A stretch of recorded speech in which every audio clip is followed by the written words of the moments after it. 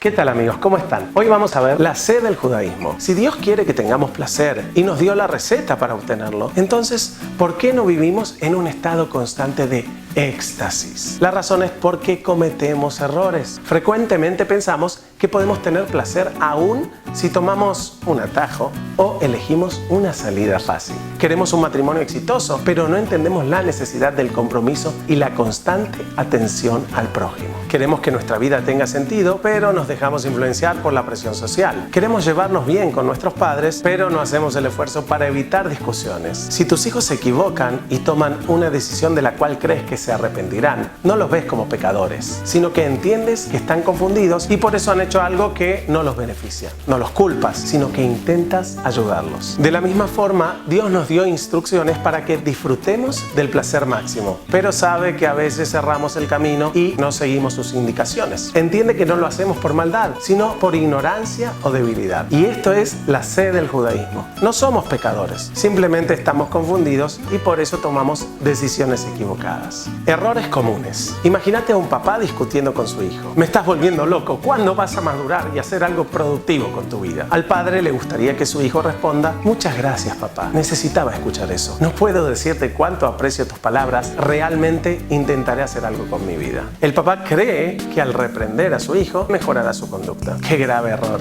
En lugar de eso, su hijo le gritará: aunque fueras el último hombre en la tierra no te escucharía. Además de no haber hecho nada productivo con tu propia vida, nunca tuviste tiempo para mí y nunca me amaste. Mantente fuera de mi vida. El hijo piensa que su padre reflexionará y dirá: hijo, aunque sea doloroso, me doy cuenta de que eres muy perceptivo y admiro que no dejes que nadie te empuje para arriba, ni siquiera yo. Pero obviamente eso no va a ocurrir. ¿Qué está pasando aquí? El padre solo quiere ayudar a su hijo, estar cerca de él y orientarlo para que saque lo mejor de su vida. El hijo también quiere estar cerca de su padre, solo que quiere su respeto. Se quieren, se necesitan el uno al otro, pero están cometiendo un grave error en la forma de construir esa relación. Nuestras vidas están llenas de errores. A veces pensamos que nos vamos a sentir mejor ofendiendo a quien nos hizo daño, pero al hacerlo no logramos nada y terminamos sintiéndonos mucho peor. Intentamos pasar un buen rato en una fiesta, pero comemos demasiado y bebemos en exceso y al día siguiente nos despertamos con una resaca terrible. Dios nos creó con un deseo natural de obtener placer, pero no siempre utilizamos nuestra cabeza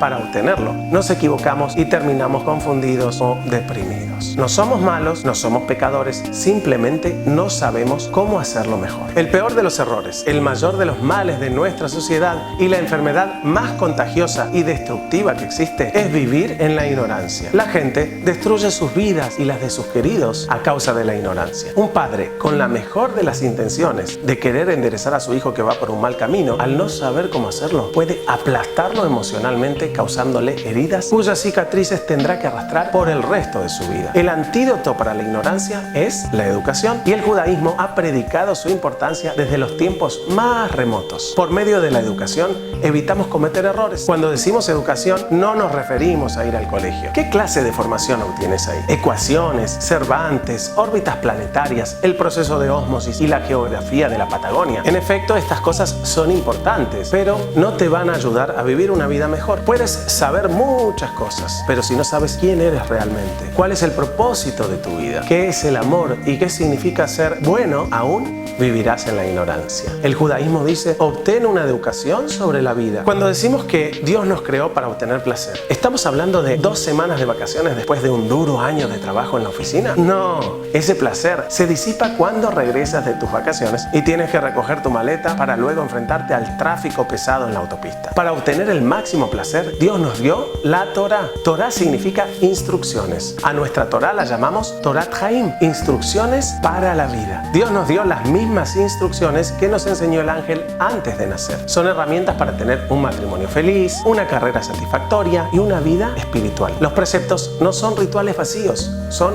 consejos para sacarle el máximo provecho a tu vida, para ser feliz. Cuando entendamos el significado que hay detrás de los preceptos, comenzaremos a ver cuán poderosas son las herramientas que tenemos a nuestra disposición. Hasta la próxima.